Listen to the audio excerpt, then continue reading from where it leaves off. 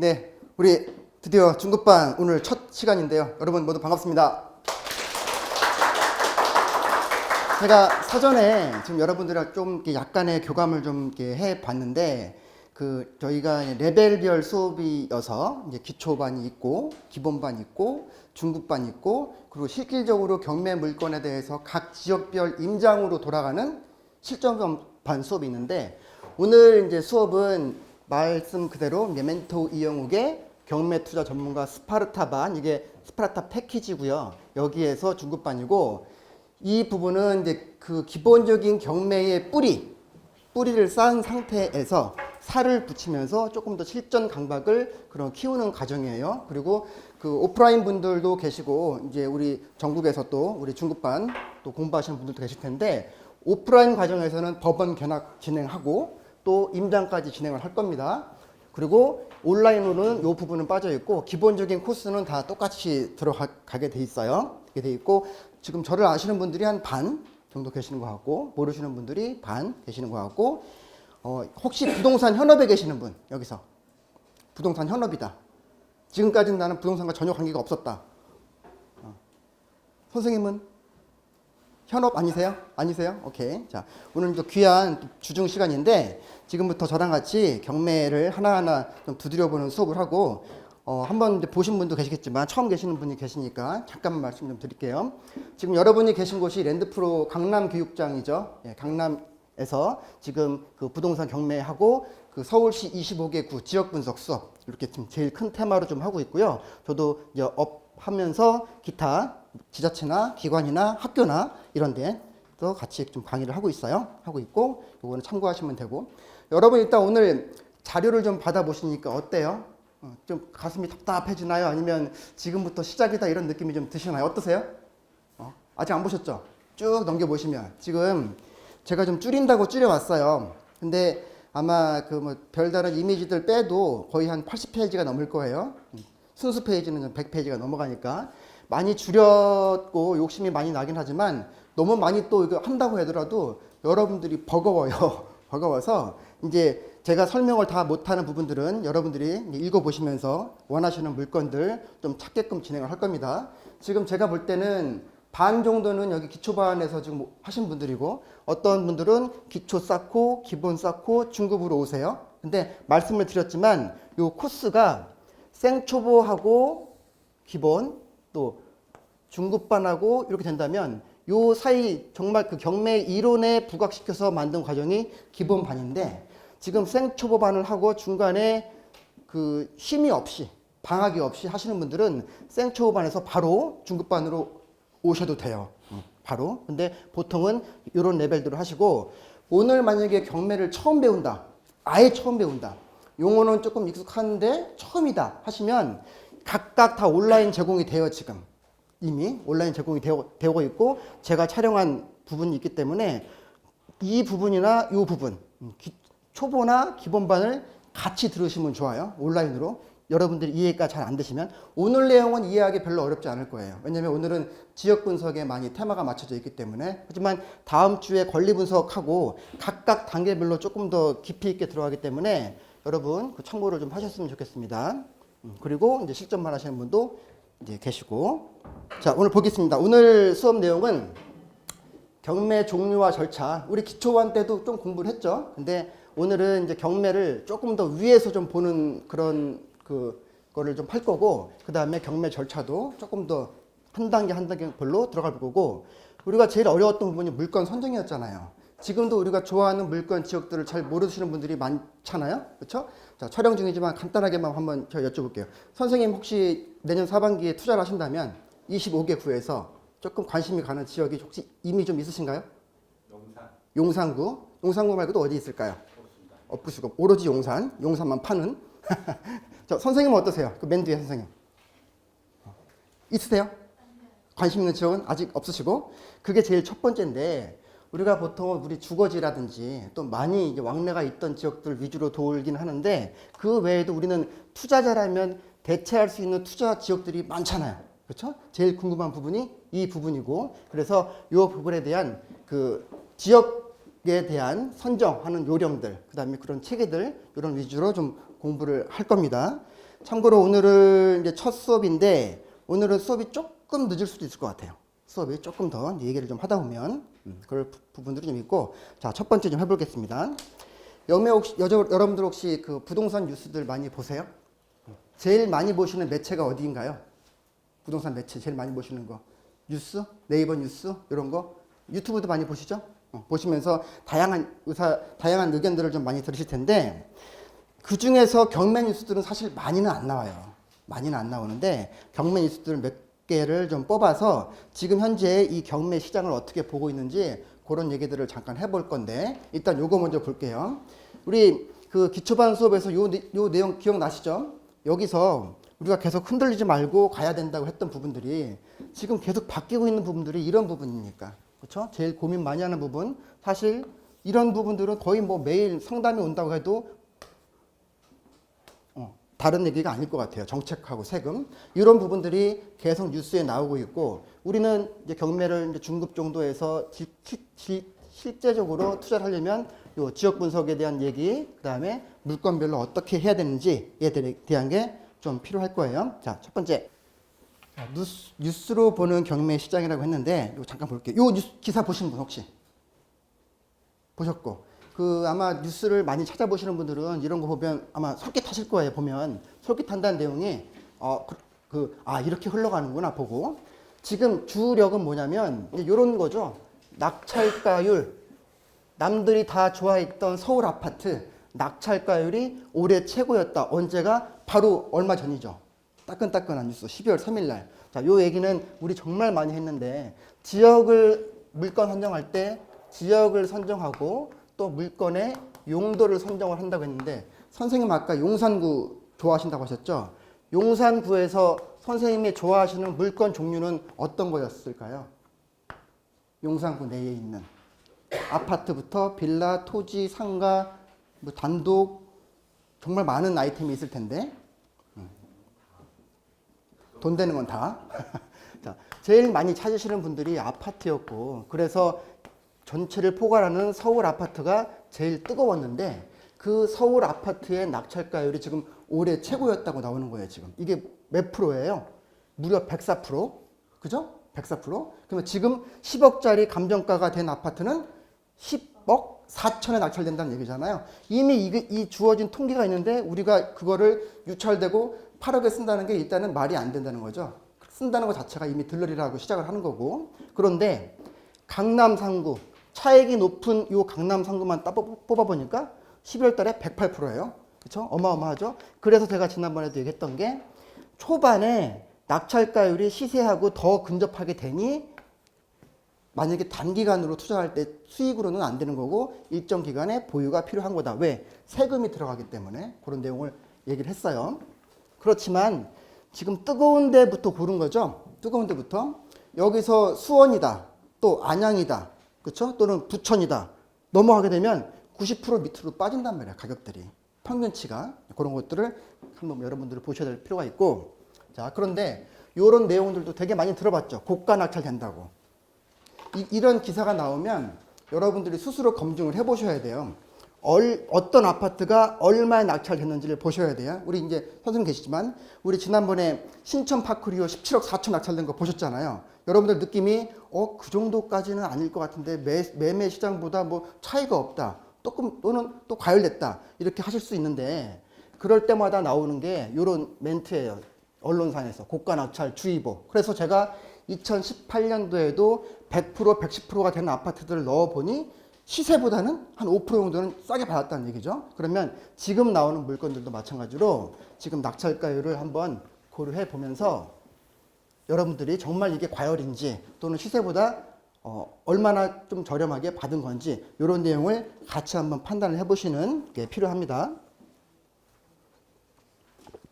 우리 중급반에는 상가가 들어가죠. 1시간이. 상가 1시간, 토지 경매 1시간씩 들어갈 텐데, 그 상가를 저뿐만 아니라 다른 분들도 많이 하는 얘기들이, 일단은 잘 모르고 진단이 안 되면 신도시 상가, 분양 상가는 들어가지 말라가 일단은 정석이었잖아요. 제일 기본이. 그런 이유 중에 하나가, 10억에 처음에 분양을 했는데 이 상가가 그 전체가 그 입주민들에 대한 그런 인프라가 형성이 되고 입주를 하려면 적어도 뭐 3년, 4년, 5년이 지나야 되는데 그냥 계획에 의해서 분양 가격을 매겨놓고 이 분양 내가 10억을 분양을 받아서 들어갔는데 이 가격대로 수익률을 내려면 당연히 임대료하고 월세가 올라가겠죠. 근데 그 임대료하고 그 월세로는 임차인들이 견딜 수가 없겠죠. 그렇죠? 그리고 이 원래 소유주는 이 물건에 대한 대출을 받아서 이자를 계속 커버를 해야 되는데 임대료가 안 되다 보니 계속 떨어지고 하다가 이제 경매로 나오는 거죠. 그런데 경매로 나오면 감정을 다시 하잖아요.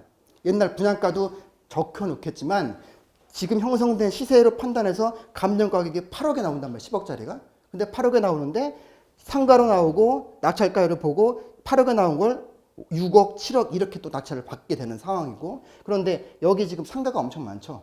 세종시에 여러분들 많이 갔다 오셨겠지만 지금 낙찰가율이 34%까지 빠졌대요. 그렇죠? 그러면 간단하게 그냥 10억이라고 했을 때 3억 4천까지 빠졌으면 엄청난 거죠. 소유주 입장에서 일단 반대 입장을 좀 생각을 해보면 그런 게 좀 많이 있다는 얘기들 들어볼 거고 또 아마 그 부동산 공인중개사를 처음 공부하신 분들이라든지 또는 어차피 뭐 수많은 부동산 컨설턴트 또는 부동산 중개사무소 대표들이 있으니 그분들이 나한테 찍어주는 물건만 내가 베팅을 하면 되지 구태여 내가 하나하나 다 공부하고 임장하고 들어 다닐 필요가 있겠느냐라고 하는데 이 경매라는 글자하고 우리가 정보를 받을 때 기획이라고 하는 거 여러분 부동산에서 말하는 기획 얘기할 때 별로 안 좋아하는 멘트잖아요.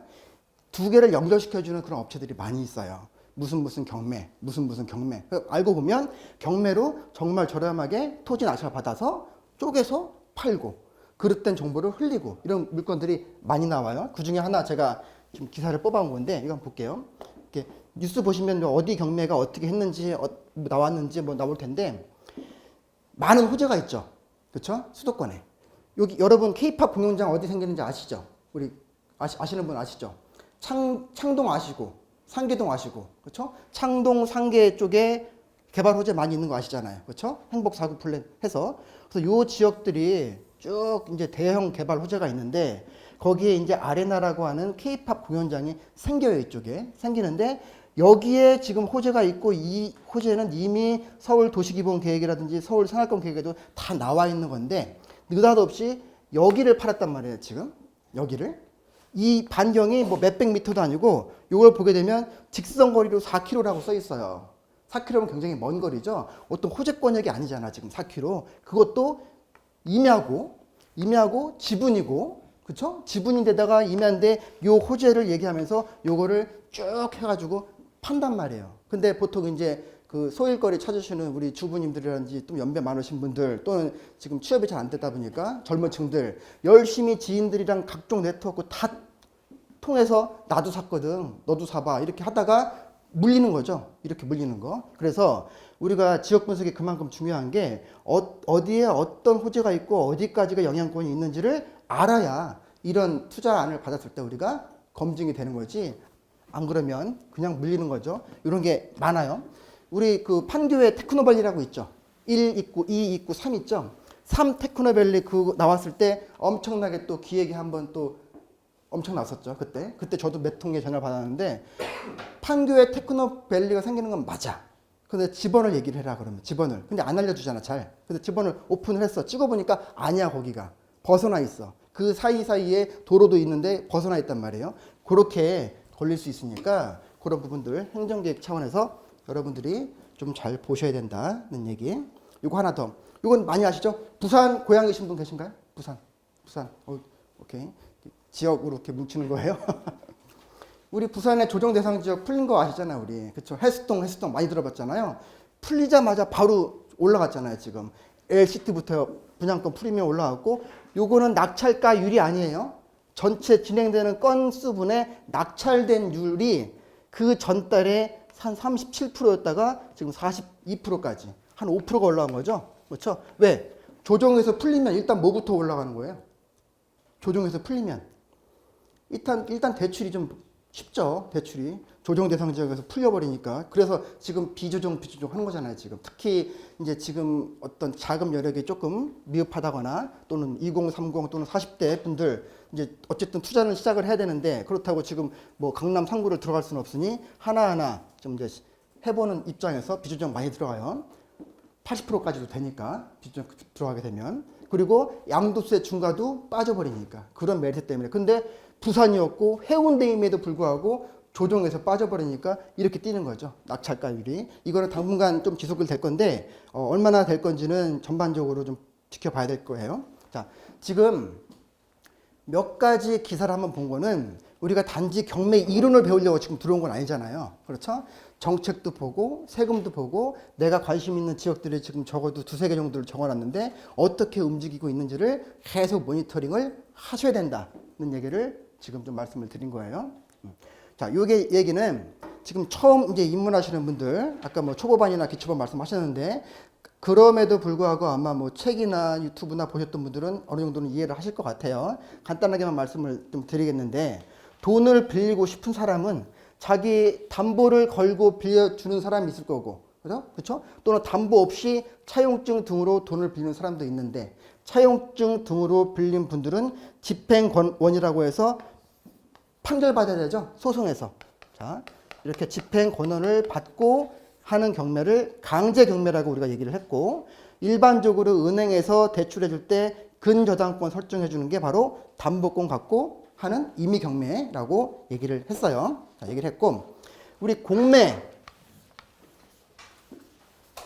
사이트들도 한 번씩 여러분들 들어가 보시고 또 즐겨찾기를 해보셔야 되는 건데 오늘 공매도 잠깐만 좀 언급을 드릴게요. 경매는 서울에 있는 법원이 총 5개라고 그랬죠. 무조건 법원에 가야 되는 거죠. 그렇죠? 대리 입찰은 가능해요. 입찰표 쓸 수 있는 분한테 뭐 적정 뭐 수수료를 준다거나 해서 대리 입찰은 가능하지만 무조건 법원에 가셔야 되는데 공매는 안 가도 되는 거죠. 공매는 다 클릭으로. 그럼 공매는 아파트가 안 나오나요? 나와요. 공매도 마찬가지로. 아파트, 빌라, 오피스텔 많이 나와요. 이쪽에도. 그렇죠? 토지는 더 많고 일반적으로 우리 경매에서는 채권 채무 관계 해결해 주려고 하는 거고 그래서 우리가 원하는 건 차익과 수익이라고 했고 법원이 원하는 건 배당이라고 그랬죠. 채권 채무 해결해 주기 위해서. 그런데 요 공매에도 사실 조금 더 들어가게 되면 지금 여기 압류재산이라고 했지만 어떤 채무자가 세금을 못 내서 압류된 압류재산도 있지만 이거 말고도 뭐 국유재산, 유입재산, 수탁재산 등등 있는데 여기서 이 표에서는 지금 세금 압류에 대한 압류재산만으로 좀 써놓은 거예요. 자, 그러면 여기도 마찬가지로 세금을 받아야 되니까 이분도 채권자일 거고 국가나 또는 지자체도 여기는 법원을 가고 여기는 온라인을 가고 자, 우리 입찰가 쓸 때 입찰가의 10%였나요? 아니면 최저가의 10%였나요? 최저가였죠. 근데 아직도 틀려. 실습할 때 보면 아직도 입찰가 10% 쓰시는 분들 계세요. 공매는 예전에 10%가 아니었어요. 예전에는 입찰가를 대비했었는데 그렇게 되면 형평성이 어긋난다. 예를 들어서 5억 쓰려고 하는 사람하고 4억 쓰려고 하는 사람하고 만약에 최저가가 그냥 심플하게 3억이었다. 그러면 똑같이 보증금을 3천만 원씩 내면 되는데 예전에는 얘는 5천만 원 내고 얘는 4천만 원 내고 하면 어긋나잖아. 첫 번째. 그쵸? 그래서 똑같이 맞춰놨어요. 지금 이 최저가로. 그래서 지금 최저 매각 가격 10%. 자, 입찰 경매법정에서 하게 되면 보통 20%나 30% 빠졌죠. 유찰 됨에 의해서. 근데 공매는 일주일 간격으로 빠져요. 10%씩. 그쵸? 오늘 10억이었으면 다음 주에 9억, 다음 주에 8억, 다음 주에 7억 이렇게 내려가요. 공매는. 심플하죠? 자, 이렇게 내려가고 그런데 우리가 이제 조금 주안점을 두어야 될 게 바로 요 인도 명령하고 명도 소송. 우리가 대부분의 주거 물건 같은 경우에는 잔금 낸과 동시에 다 인도 명령 신청하죠. 그렇죠? 그래서 인도 명령 인용되면 그거를 권한으로 해서 강제 집행을 해버리는데 요건 그게 안 되죠. 왜냐면 인도 명령 제도가 없어. 여기 공매에서는. 그래서 공매를 볼 때 내가 소송을 하기 싫으면 합의를 염두를 해두고 해봐야 돼요. 그러려면 당연히 권리 분석을 해야 될 거고 권리 분석 얘기는 다음 주에 쭉 하겠지만 그래서 비교적 권리상 내가 그 수고가 별로 필요 없는 물건들 고르게 된다면 공매 쪽으로도 편리하게 접근할 수 있겠죠. 직장인들 월차 안 내고 바로 클릭 한 번으로 되고 결과도 빨리 나오니까 이렇게. 그리고 다른 이슈들이 약간씩 있어요. 공매는. 자, 이 부분들 채권 채무 관계를 해결해 주기 위해서 진행을 한다라고 얘기를 했고 1등만 이기는 싸움이다라고 얘기를 했고 이제 여기서 우리가 원하는 건 차익과 수익인데 그러면 경매 절차가 어떻게 진행이 되느냐 요 얘기 조금 같이 한번 해볼게요. 일단 사례 하나 보고 같이 한번 할게요. 자, 선생님 감기 드셨나 봐. 우리 선생님이 한번 골라볼까요? 선생님 물건 하나만 골라주세요. 물건. 그냥 서울에 있는 구 하나만. 서울시 송파 거기까지만 할게요. 자, 서울시 송파로 해서 아파트로 해서 제가 이 절차를 한번 말씀을 드리려고 해요. 자, 엘스네. 엘스. 엘리트 중에 앞에 있는 엘스. 자, 오케이. 신권이고, 오케이. 잘 고르신 것 같아. 볼게요. 자, 이제 보시면 이제 경매 사이트, 요런 사이트 처음 보시는 분 혹시 계신가요? 처음 보시는 분? 안 계시는 것 같고. 자, 지금 2019 타경 50981 사건 13층이고, 그 다음에 딱 기본 평수네요. 84제곱미터. 그리고 신건이고, 17억 정도에 나와 있고, 강제 경매라고 했으니, 이거는 담보 건 채권자가 아니고, 그렇죠? 담보 받은 채권자가 아니고, 개인 채권자잖아요. 개인 채권자 강경모 씨가 최병중 씨한테 지금 강경모 씨가 최병중 씨한테 지금 빌려준 거죠? 그죠? 강제 경매 얼마를 빌려줬을까? 강경 여기네요. 자, 이거 볼게요. 일단 지금 소유자는 2009년도에 소유권 보존 등기라서 이전 등기가 아니라 보존 등기에서 잠실헬스 2월 달에 지금 소유권 넘겨받았고 그리고 그 넘겨받을 당시에 지금 은행 대출을 받았네요. 그렇죠? 국민은행에서 더 열어봐야겠지만 뭐 여러 가지 케이스가 있을 수 있겠지만 지금 여기 채권 최고액이 있었을 거고 채권 최고액 밑에 쭉 중간에 갚고 하고 하면서 감액 등기를 해가지고 뭐 이럴 수도 있고 어쨌든 지금 딱 140만 원 지금 저도 깜놀했네 17억 정도 지금 감정이 되어 있는데 140만 원 정도 되어 있는 근저당이 들어가 있고 그리고 압류 들어가 있고 세무서 그다음에 가압류 강제경매 강경모 이분 자 강제경매니까 이분은 안전장치 해놓고 채권 보전장치 해놓고 그 다음에 여기 이게 이제 좀 그럴듯하네요. 16억 요 채권 회수하려고 지금 요 가압류에 대해 신청해놓고 강제경매로 이제 판결문을 받았으니 요 24억 회수하기 위해서 경매를 넣은 거죠. 그러면 일단은 우리가 봤을 때 다 말소된다고 공부를 했고 그렇죠? 했고 임차인을 봤더니 임차인도 지금 있네. 유지환 씨 그죠? 유지환 씨 있고 요 분은 2009년 6월 11일 날 지금 되어 있고 임차에서 거주 중이다. 근데 아직 요 부분은 모르는 거고 이런 것들을 이제 하나하나 해결을 하면서 하는 건데 자 지금 절차 얘기하면서 이 얘기 한 거예요. 이 원래 소유자는 이 최모 씨인데 이 원래 이 소유자가 부동산도 있고 이 부동산을 담보로 해서 돈을 빌리려고 하는 노력도 있었을 거고 한편으로는 이 담보와 상관없이 돈을 빌려오는 그런 노력도 있었을 거고 그런데 보니까 지금 담보를 잡아주고 빌린 데가 국민은행하고 얘밖에 없네. 그렇죠? 담보를 잡은 건 얘밖에 없고 나머지는 다 담보 없이 돈 빌려준 거죠. 세무서는 그런 내용들이 아닌 거고 만약에 여기 용산 세무서에서 경매를 넣었다면 이제 공매 사이트에 올라가겠죠. 공매 사건으로 올라가고 이분이 강경모 해서 넘어갔어요. 그러면 지금 여기 이제 채권자 강경모 씨가 경매를 넣었겠죠. 그 시점부터 한번 올라가 볼게요. 경매를. 그러면 여기 경매를 이분이 이제 그 법원에다가 노크를 하겠죠. 노크를 해서 판사님, 지금 제가 돈을 빌려줬는데, 아, 그래? 당신이 돈을 빌린 거 내가 어떻게 알아요? 일단 등기부 볼까요? 근데 등기부는, 지금 그저당 국민은행은 있지만, 지금 채권자, 경매 신청 채권자는 국민은행이 아니었잖아요. 그러면은 그 가압류 신청했던 거 그거 보고, 그 다음에 둘이 돈이 오고 간 내역들 보고, 그렇구나. 그리고 판결문 갖고 있죠. 돈 빌려준 게 맞습니다. 갚으세요. 판결문 보고, 오케이, 네, 넣어줄게 하고 드디어 이제 경매를 넣은 거죠. 경매를 법원에서 경매에 들어갔으면 그 경매에 들어갔다는 내용을 제일 먼저 알려줘야죠. 등기부 상에. 그렇죠? 그래서 밑에 보면 이게 쭉 안 그래도 이제 슬슬 나오면서 아 요거 언젠가는 경매에 넘어갈 수 있겠다 하다가 드디어 경매가 떴잖아요 지금.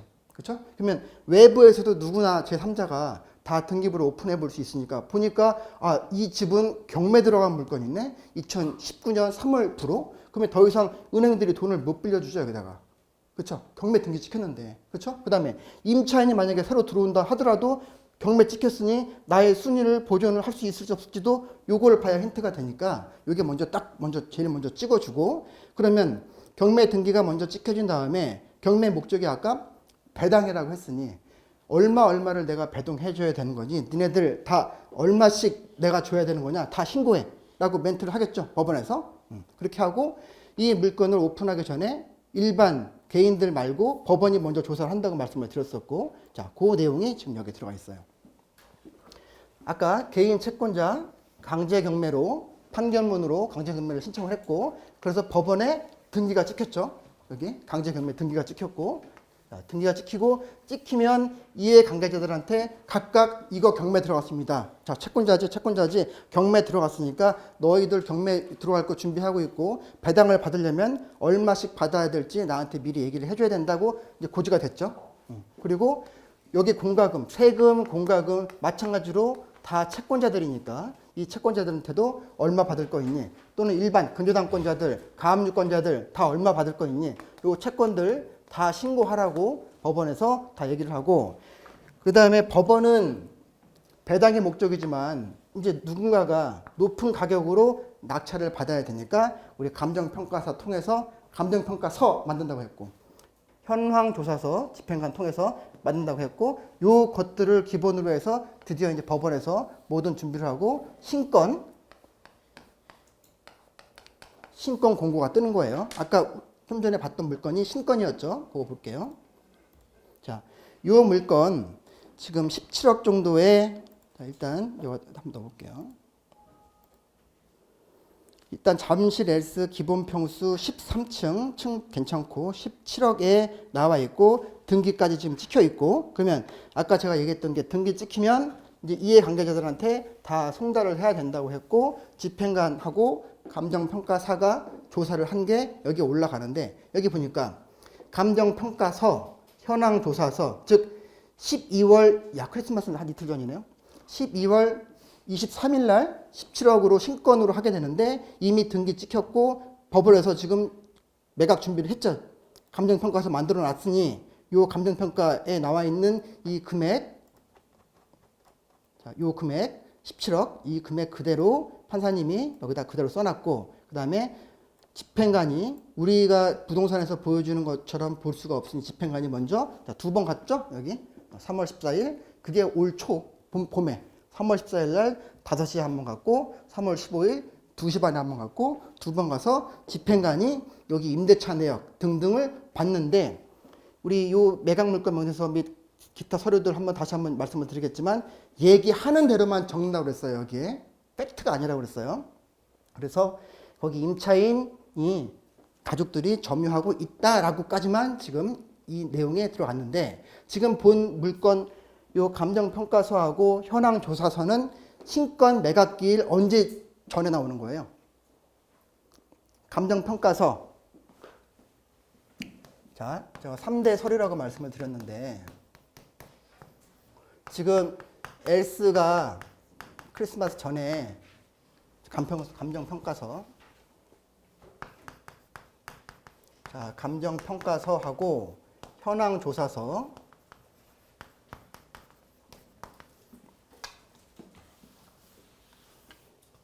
그 다음에 매각물건 명세서라고 했어요.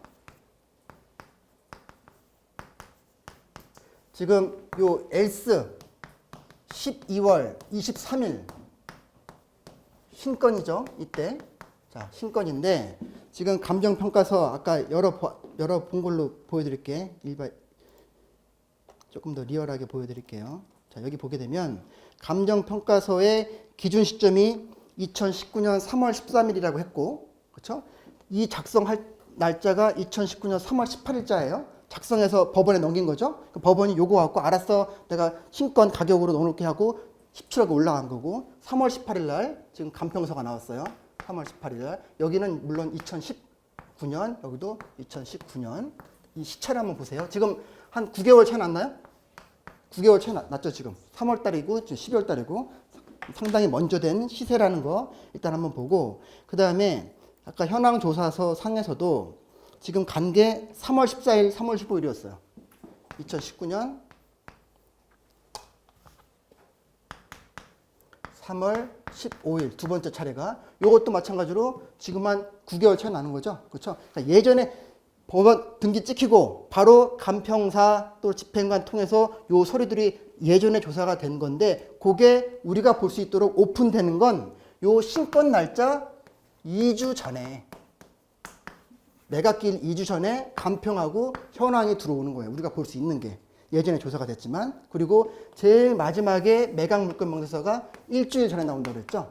그래서 신권 같은 경우에는 요 매각 물권 명세서가 지금 일주일 전에는 안 보이겠죠. 요 물건 지금 일주일 됐나요, 안 됐나요? 12월 23일이죠, 지금 날짜가. 그럼 아직 안 됐죠. 그래서 매각 물권 명세서가 지금 안 뜨잖아요, 여기에. 안 떴죠? 이게 파이널이야. 매각 물권 명세서가 떠야 거기서 뭐 많은 걸 보장을 해주니까. 자, 유찰된 거 한번 볼까요? 자, 시간 관계상 제가 한번 눌러볼게요. 어디를 눌러볼까? 눈 감고 눌러볼까? 자, 영등포구네. 영등포구 아파트를 한번 눌러볼게요. 딱 3건 떴네요. 롯데캐슬 엠파이어, 그 다음에 네이처밀라고 있는데, 이건 신권이고 유찰된 걸 눌러볼게요. 이거는 뭐 아파트인 것 같은데.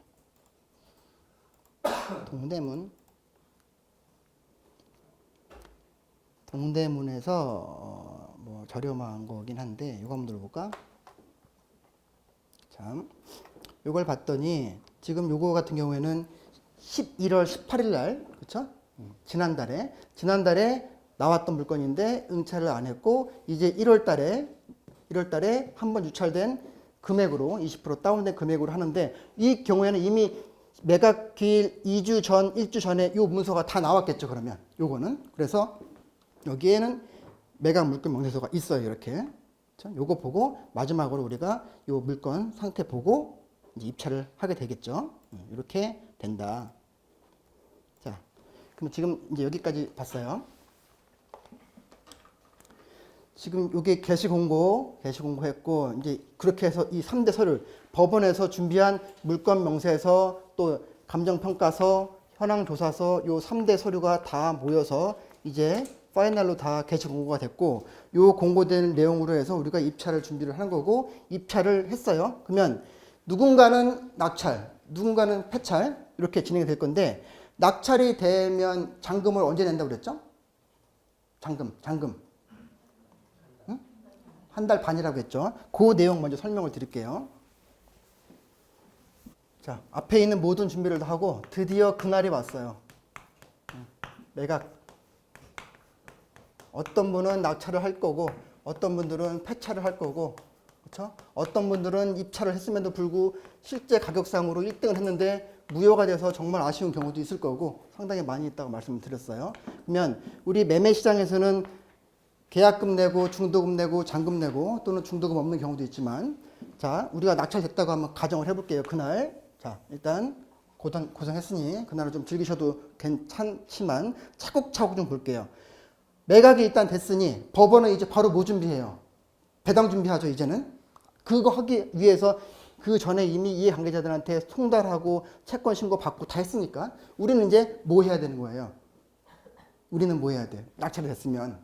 일반 주거용 물건, 상업용 물건이라면 크게 따진다면 두 개일 것 같아요. 우리가 준비해야 될 거. 첫 번째, 잔금. 두 번째, 명도. 그렇죠?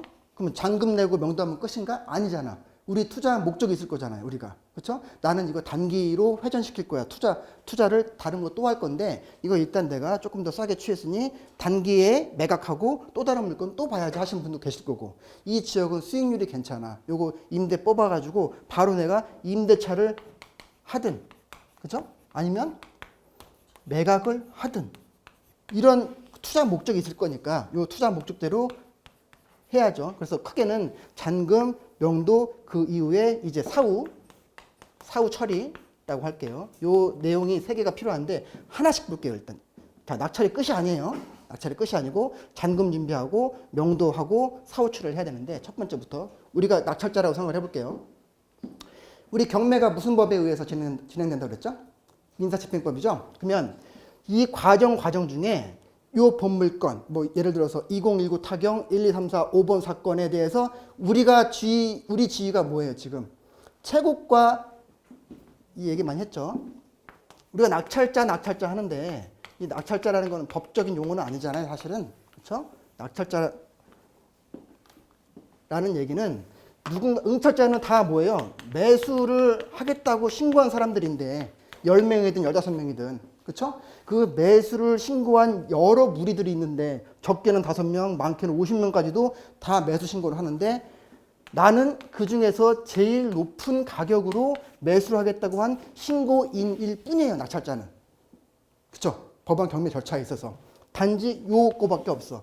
말 그대로 매매 시장에서 우리 계약금만 낸 거잖아요, 지금. 그렇죠? 이제 내가 잔금 내서 내 거로 할 수 있는 거지. 그러면 법원에서는 자, 원래 소유자는 누구인데 거기에 상당히 많은 뭐 채권자가 있고 소유주고 그다음에 나는 이제 지라고 할까요? 자, 나는 이제 낙찰을 받은 사람인데 요 과정에 즉 요 소유권을 넘겨받는 요 절차에 있어서 아무런 이슈가 없어야 돼요. 그 이슈를 제기할 수 있는 사람은 사실은 나 빼고야. 소유자, 채무자, 채권자 이분들이 이해관계자죠. 이분들이 이 경매 절차에 있어서 나는 소유권을 넘겨받기 위해서 낙찰을 받은 채권과 매수 신고인일 뿐이고 그렇죠? 아직 내 거 아니죠. 이거 계약금만 묻어놓은 거죠. 그러면 법원에서 자 A 물건을 G가 낙찰 받았습니다. B부터 F 잠깐 봐봐. 이슈 있어? 있어 없어? 없습니다. 법원 내부에서 절차 보니까 별 이슈가 없어. 그러면 오케이. 본 물건 A 물건을 G한테 넘기는 거에 대해서 나는 매각 허가를 결정하겠다라고 하는 날이 매각하고 일주일 후에 나와요. 매각 허가 결정일이. 자, 요때도 아직 지금 내 거 아니죠? 아직 내 거 아니에요. 민사집행법의 절차법이기 때문에 일주일을 한 번 더 줘요. 우리 소송할 때도 3심제도 있었죠. 그렇죠? 3심제도. 이때 또 한 번 7일이 지나서 이때 본격적으로 이제 이 매각 허가 결정된 거에 대해서 확정이 떨어져요. 그러면 지금 A의 물건을 많은 B에서 F가 다 관계가 되어 있는데 이거를 G가 받는 거에 있어서 더 이상 이제 하등의 이슈가 없다라고 한 시점이 매각받고 2주 지난 거죠. 2주. 이때서야 법원에서 통보하는 거야. 나한테. 낙찰자한테. 뭐 하라고? 잔금 내라고 이제. 그 전에는 잔금을 낼 수가 없어요. 확정이 떨어져야 돼. 14일이. 자, 이런 과정들이 경매가 절차법이고 우리가 나중에 명도도 해야 되는데 아시는 분들은 여기서도 태클을 걸어요. 물론 빨리빨리 나는 이거 회수하고 임대차나 매각을 하고 싶어서 낙찰받고도 임차인들한테 찾아가고 그렇죠? 소유자한테 찾아가고 하는데 이분들이 자기 소유주일 경우는 더군다나 자기가 해피하지가 않잖아요. 신소유주가 왔을 때 임차인이 온다 하더라도 뭐 열이면 열 뭐 기분 좋지는 않죠. 배당을 다 받아간다고 하더라도 왜 여태까지 그 상황들이 다 파노라마처럼 지나가니까 그렇죠. 그런데 그분들이 이제 경매 절차를 알면 당신이 뭔데 나보고 방 빼냐 뭐냐 하는 거지. 요것도 안 떨어졌고 요것도 안 떨어놓고 달랑 지금 보증금만 넣어놓고서 무슨 권리로 나한테 나가라고 하느냐가 이슈가 될 수 있다는 얘기예요. 지금 할 때. 그런데 매각 허가 결정 떨어지고 14일이 지났으니 이제 잔금 이때부터 얼마 텀을 주는 거예요. 여기. 한 달 주잖아, 한 달. 그렇죠? 그래서 토탈 7일, 30일에서 지금 한 45일 정도 걸린다고 얘기를 하는 거예요. 자, 이때 잔금을 이 날까지 잔금을 내라고 하는 거예요, 지금. 그렇죠? 그러면 내가 처음에 낙찰가 잔금이 얼마인가요, 여러분? 뭐 잔금 뭐 어려운 거 아니겠지만. 자, 지금 예를 들어서 5억이 감정인데 서울 기준으로 예를 들어서 5억 5천만 원에 자, 낙찰이 됐어요. 자, 그러면 내가 지금 낸 돈은 5천만 원이죠? 그렇죠? 여기서 5억 감정, 5억 신권이라고 할게요. 신권. 자, 5천만 원 냈고 근데 내가 낙찰받은 금액이 5억 5천이니까 잔금이 여기서 얼마 내야 되는 거야? 5억이죠? 자, 이렇게 계산해서 잔금을 내야 돼요. 그런데 지금 서울에 있는 지역들별로 각종 규제가 많으니 잔금을 이때부터 준비를 해야 될까요? 아니면 내 물건, 내 상황에서 얼마가 나올지를 입찰하기 전에 미리 준비를 해야 될까요? 미리 준비해야 되죠. 그렇죠? 잔금 미납하는 경우들이 있으니까. 그렇게 해서 마지막에 파이널로 자수하고 이제 잔금을 내야 그때야 드디어 이제 내 거 되는 거죠. 그렇죠? 등기를 안 해도 경매는. 자, 이때 이제 드디어 이제 소유권 자, 이전 받고 자, 그러면 소유권을 이제 넘겨받았어요. 대금 납부해서. 자, 잔금 냈고 소유권을 이전 받았지만 이거는 법적인 이슈인 거고 나는 이제 명도해야 되는 거잖아요. 그렇죠? 그래서 내가 지금 명도할 대상이 소유자인지 임차인인지 배당 여부는 어떻게 되는지 이거 권리분석 얘기하면서 이제 합의와 법률 통해서 쭉 이제 명도를 진행을 하고 그러면 반대로 나는 명도 준비를 하지만 이제 대금까지 납부가 됐으니 법원 입장에서는 내가 낸 돈 자체가 이게 되는 거죠. 배당 재단이. 그렇죠? 요 금액으로 배당 재단이 만들어졌으니 요 금액으로 모든 아까 그 절차법에 있어서의 모든 이해관계자 채권자들한테 쭉 나눠주는 거죠. 법률에 의해서 그걸 이제 배당. 요게 전체 절차다. 이거 좀 알고 있어야겠다. 이거. 그다음에 요 뒷얘기를 살짝 할 텐데 조금 더 들어가는 얘기예요. 경우에 따라서는 그 실질적으로 명도를 하거나 진행할 때 큰 팁이 될 수도 있고 여러분들이 질문을 많이 하는 것 중에 한 가지가 이것도 한번 사례를 한번 눌러볼게요. 자, 서울 전체로 해서 제가 한번 눌러볼게요. 좀 와서 뭘 눌러볼까?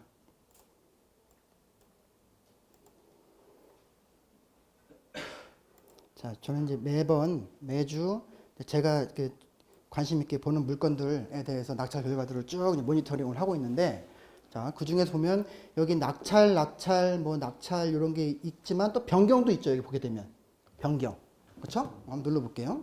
자, 우리 옥수동 압구정 위에 있는 옥수동 많이들 좋아하시고 여기 다가구가 나왔어요. 지금 상가주택 다가구가 나왔고 여기에 무려 지금 대지가 한 80평. 이거 되고 연면적이 170평 정도인데 지금 25억 4,800에 나왔다가 요 매각기일이 12월 9일 날이에요. 언제예요? 이 날짜. 지금 오늘이에요, 오늘. 그렇죠? 오늘 날짜에 요 물건이 원래는 진행이 되기 위해서 이미 법원에서는 다 이해관계자 불러 모아서 채권 신고 내역 다 확인받고 또 법원 내역에서 간평서, 현황조사서, 또 매각물건 명세서 다 만들어 놔서 쭉 절차를 진행하고 있다가 막판에 변경됐죠. 뭐가 변경됐다는 얘기예요? 날짜가. 원래는 이게 12월 9일자였는데 내부 사정에 의해서 변경이 됐다. 그러면 이 변경을 법원이 직권으로 변경할 수도 있나요? 법원이 직권으로. 또는 저기에 있는 소유자나 채권자가 변경 신청할 수도 있나요? 둘 다 돼요. 둘 다. 그래서 통상 그 일반 경매 정보 사이트에서는 좀 축약해서 쓰는데 그 내용을 잠깐 좀 언급을 드릴게요. 우리가 가끔씩 보면 이거 이 물건 진짜 내가 조사하려고 일주일을 팠어. 근데 며칠 전에 또는 심지어 법원 앞에 갔는데 그날 그게 보니까 변경이고 취하하고 취소고 된단 말이에요. 그렇게 뜨는 게 이런 내용들이에요. 취하, 취소, 변경, 연기 아주 가끔 이런 거 뜨고 아주 가끔. 왜냐면 강제 경매 같은 경우에는 판결 받아야 되죠. 그렇죠? 판결 받고 신청하고 해야 되는 부분들에 대해서 요 멘트가 있는 건데 기본적으로 요 내용만 먼저 볼게요. 그 일반 사이트에서는 연기하고 변경을 같이 하나로 묶어서 변경이라고 많이 하고요. 일반 사설 사이트에서 또 취하하고 취소하고 묶어서 또 그냥 한꺼번에 취하라고 많이 쓰는데 원래는 각각 내용은 달라요. 보게 되면 변경하고 여기 있는 변경하고 여기 있는 취소하고 이게 이 두 개가 법원 직권으로 하는 거예요. 법원 직권.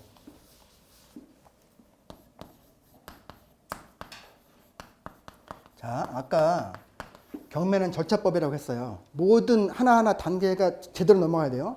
다 설명을 못 드리고 제가 자료는 많이 준비해놨는데 그 맥만 잡고 넘어갈게요. 일단 아까 여기 취소가 법원 직권이라고 그랬죠. 자, 왜 취소가 되는지 한번 볼게요. 경매 원인의 소멸. 지금 근저당권으로 이미 경매를 넣었어요. 근데 근저당권에 대해서 돈을 갚았대. 그리고 근저당권을 지웠대. 그럼 경매하면 안 되잖아요.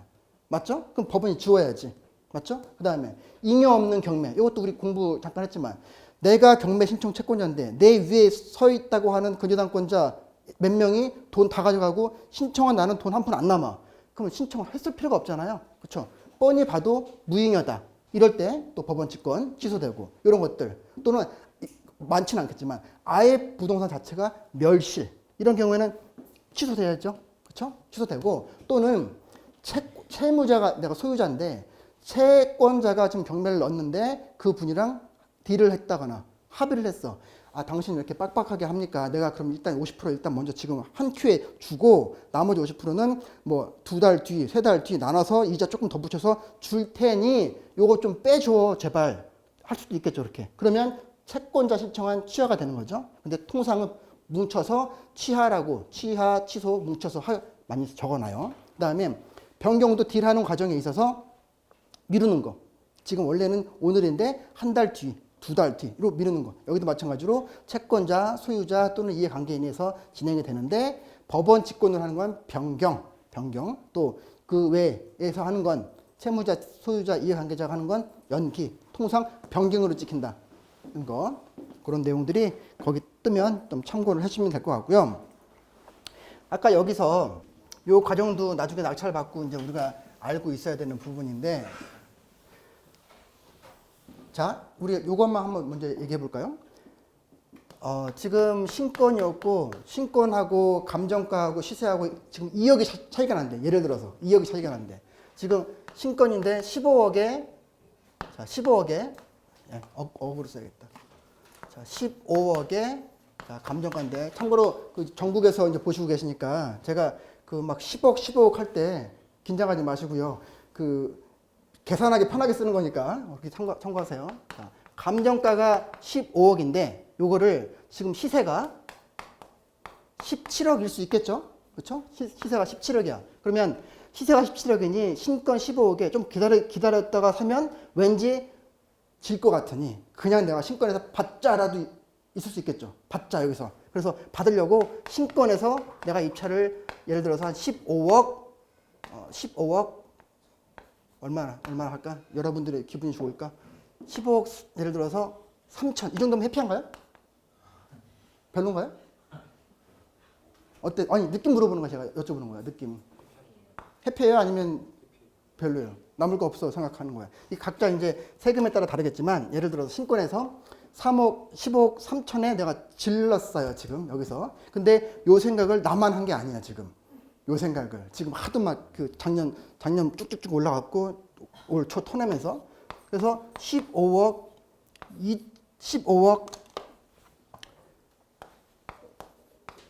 5천도 있고 이랬는데 내가 지금 쓰려고 했던 금액이 15억 3천인데 누가 15억 5천을 쓴 거예요.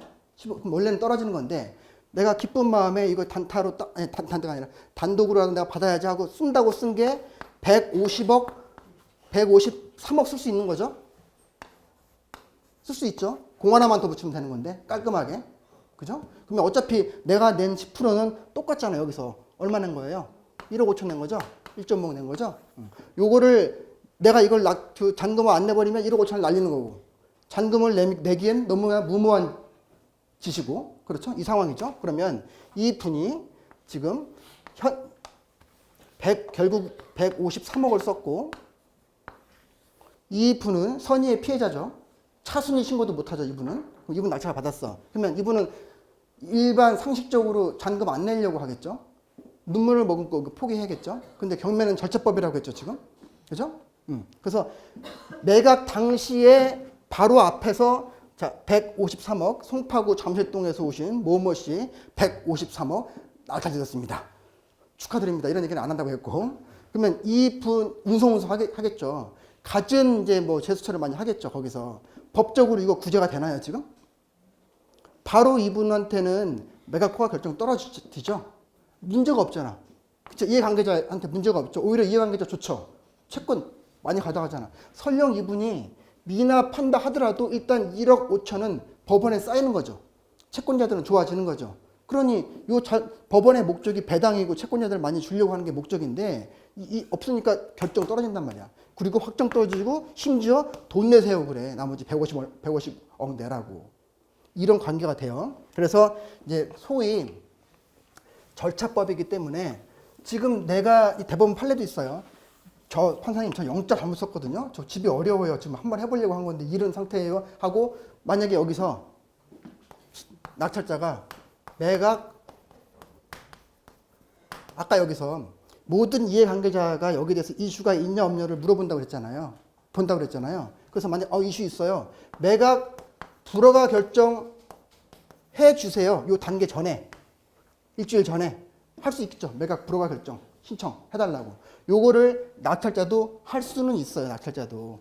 근데 무슨 이유로는 안 된다. 요거로는 안 된다. 요거. 입찰가 잘못 쓴 거로는 구제가 안 되니 그러면 다른 이슈로 이 모든 절차에 있어서 어떤 하자가 있는지를 찍어서 그걸로 매각 불허가 결정을 받는 경우가 있다고. 변호사들 통해서. 그렇죠? 쭉 봐서. 그러면 이제 변호사랑 같이 이제 뭐 그 손해보는 부분에 대한 거를 해지를 했으니 뭐 쉐어를 하겠지만 이렇게 풀어야지 이 절차법으로는 안 풀려요. 이렇게. 그래서 절차를 조금 알고 계시면 좋다. 여기 왜냐면 이미 여기 민사집행법 상에 나와 있어요. 매각 불허가 결정을 할 수 있는 것들은 요런 거다. 요런 거다. 요런 것들. 요런 것들은 뭐가 있을까? 요런 거. 집행관 감정평가사 입찰 못 들어갑니다. 관련 사건. 그런 것들. 또 미리 그 전에 낙찰받은 사람이 장부를 미납했어. 또 못 들어가요. 여기에. 그런 애들. 최고가 매수 신고인이 될 수 없는 자격. 요런 것들. 이런 것들이 좀 있다. 이거 보고 그 다음에 여기서 지금 매각 불허가 결정에 대해서 매각 불허가 신청을 아까 요 사이클에서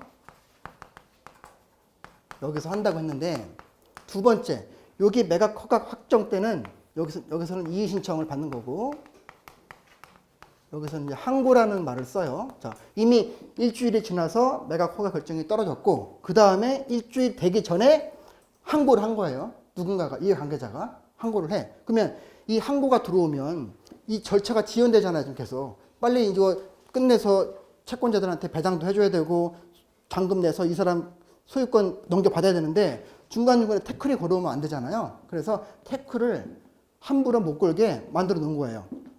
자, 여기 위에 거.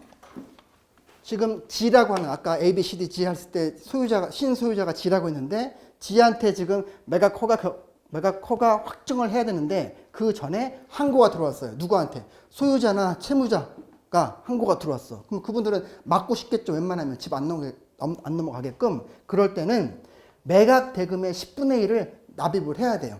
내가 지금 이거 10억에 누가 낙찰을 받았어 하면 10억 중에 1억을 법원에 묻어놔야 돼. 네가 지연시키려면. 그런데 만약에 법원에서 판단해보기에 항고 여지가 없다 하면 1억 그냥 갖고 가는 거예요. 법원에서. 그거는 다시 배당 재단에 쌓이는 거죠. 그런데 만약에 소유자나 채무자가 아니라 다른 사람들, 나일 수도 있잖아, 나. 그렇죠? 그런 사람들이라면 그 항고를 한 날부터 항고가 결정될 때까지 이자에 대해서는 남겨놓고 나머지만 돌려준다. 이런 내용들. 절차법이라는 거, 그다음 이렇게 이슈가 있다는 거, 그건 보시고, 요거는 정말 어떻게 보면 좀 중요할 수도 있어요. 이제 조금 그 특수물건이라든지 아니면 특수물건이 아닌다 하더라도 뭔가 좀 내부 정보를 알고 싶어 하는 분들 많이 있을 텐데, 그때는 좀 이게 좀 유용할 거예요. 요 내용은. 적극적이셔야 되는 부분이 있는 거고, 요 부분은. 자, 요거는 한번 읽어보시고, 제가 그 설명을 한번 들어볼게요. 설명으로. 이걸 한번 넣어볼까요? 오케이. 자, 아무거나 제가 한번 눌러봤어요. 자, 본건은 여기 강서 힐스테이트라고 하는 아파트고, 최근에, 여기 오늘자네 12월 9일 날 오늘 낙찰이 됐고, 1회차 때 11억 5천이었는데, 이제 오늘 9억 2천에서 시작을 했고, 11억 1,150만 원에 7명을 제끼고 이제 1등을 했어요. 자, 요 물건 볼게요. 지금 보니까 임차인은 없었고 여기 밑에 각종 이해관계자들이죠. 지금 이분들이. 그렇죠? 전 소유자가 있었고 나는 이제 새롭게 낙찰자가 된 거고 그 사이에 끼어 있는 모든 채권자 집단 다 이해관계자들이죠. 이분들. 그렇죠? 다 이해관계자들인데 이분들은 이제 근저당권자들, 또 이분은 가압류권자, 또 여기도 또 가압류권자들. 자, 이 근저당권자, 이 채권자는 이해관계자인가요? 이분. 이해관계자인가요? 근저당권자. 당연히 이해관계자죠. 지금 담보 잡고 돈 빌려줬는데. 근데 요 가압류가 달라진다는 거예요. 가압류가. 가압류도 돈을 빌려준 사람은 맞는데 이 등기를 했냐 안 했냐 물건이냐 채권이냐에 따라서 많은 영향력들이 달라져요. 이 가압류권자들은 이 사건 진행되는 진행 과정들을 열람해 볼 수 있는 그 이해관계자일까요 아닐까요? 응? 그 내용을 모르시는 분들이 많아서 제가 좀 정리를 해놨어요. 가압류권자. 여기 볼게요. 여기 이해관계인의 범위라고 제가 적어놨는데 여기 일단은 그 당의 목적 부동산의 채무자, 소유자, 당연히 이해관계인이죠. 이분들은 이해관계인이고 여기 등기부에 부동산 들어와 있는 물건, 다 물건이죠 지금. 물건들, 지상권, 전세권, 근저당권 또는 담보가등기 등 얘네들은 다 이해관계인의 범위에 지금 들어가죠. 그렇죠? 아까 등기부 잠깐 열람한 거, 강서 힐스테이트. 그런데 이해관계인이 아닌 자, 우리가 보통 이제 가압류, 가처분 이런 얘기 많이 하는데 제일 많이 나오는 게 사실 등기부에서 가압류 아니면 근저당권자였잖아요. 그렇죠? 요 가압류권자가 이해관계인이 아니라고. 이해관계인이 아니라고. 채권자이긴 맞는데 이 분은 이해관계인이 아니라서 가압류권자들은 이해관계인이 아니다. 그럼에도 불구하고 이 가압류권자들이 열람을 할 수 있는 범위에는 들어가요. 여기. 경매 기록에 대한 열람 등사를 신청할 수 있는 이해관계인의 범위에는 들어간다. 이런 것들이 이제 어떻게 이제 그 좀 쓰이냐면요. 예를 들어서 지금 요거 아까 샘플로 들었던 거 한번 볼게요. 지금 요 물건 같은 경우에는 지금 이제 그 대부업 쪽에서 돈 받을 게 있고 이분한테 이제 돈을 빌려줬고 여기에 대해서 근저당이 설정돼 있으니까 이제 이미 경매가 들어갔는데 지금 그게 11억 1,150만 원인데 이 분 같은 경우는 지금 임차인이 없었죠. 임차인이 없었고 밑에 근저당. 자, 이 분들은 지금 이 민사집행법 상의 이해관계자죠. 이 분은. 근데 이 가압류권자는 민사집행법 상의 이해관계인은 아니지만 이 법 절차에 따라서 이 사건 진행되는 모든 서류들을 열람할 수 있는 범위에는 포함된다고. 이게 어떨 때 많이 쓰이냐면 예를 들어서 특수물건이라든지 이 앞에 선순위가 있어요. 지금 여기서는 없는데. 그럼 선순위가 있으면 이 선순위를 따라서 권리 분석을 하면서 우리가 배당 분석을 하게 되잖아요. 이렇게 쭉쭉 내려오게 되는데 우리가 딱 봤을 때 내가 볼 때 지금 이 정도의 임차인 여기 예를 들어서 임차인이 미상이야. 보증금 미상. 그러면 이제 떨리잖아요. 우리는 보증금 미상으로 들어가 있는데 근저당 금액들을 보면 우리가 대충 파악을 하잖아요. 이거 진짜 임차인이 아닐 것이다. 그렇죠? 맞을 것이다. 그런데 은행이면 또 개인정보 얘기할 거고 뭐 얘기할 거고 할 게 있는데 만약에 가압류권자들이 우리가 좀 그 접근이 가능하다면 이분이랑 모시고 같이 법원 가면 이 내용 쭉 파악되죠, 지금. 열람이 되니까. 제 말 무슨 말씀인지 알죠? 그렇죠? 그러니까 법원 이 절차상에서는 가압류권자가 이해관계인은 아니지만 열람할 수 있는 이해관계인은 되니까 그것들을 팁을 활용하면 이 절차에 대해서 우리가 조금 더 내부적인 정보를 캐치할 수 있다는 얘기를 하는 거예요. 그 사건에 따라서 이게 굉장히 큰 힌트가 될 수도 있어요. 경매 사건에 보게 되면. 자, 그래서 지금 1교시에 대해서 지금 크게는 우리 이제 경매 관련된 뉴스들 조금 이제 진행을 좀 했고요. 그 다음에 그 기초반 수업을 일단은 기초반이나 또는 다른 과정에서 경매 기초를 공부했다는 거를 전제를 하고 지금 수업을 하고 있어요. 그리고 지금 참고로 이제 기초반 수업 같은 경우는 12시간씩 온라인으로 제공이 되니까 그 수업을 한번 듣고 오시거나 아니면 기본반을 한번 들으시거나 아니면 책을 여러 권 사서 한번 보시거나 해야 빠르지. 안 그러면 양이 지금 굉장히 많아요. 이 중급반 양이. 지금 우리 이제 상가도 들어갈 거고 토지도 들어갈 거고 특수물건까지 다 공부할 거거든요. 중급반에서. 그거를 그냥 그 아주 편안한 마음으로 일주일 내내 다른 거 하시다가 오시면 힘들어질 수 있어요. 그러니까 틈틈이 온라인이든 보시고 오셔야 속도를 따라오실 수 있어요, 여러분들이.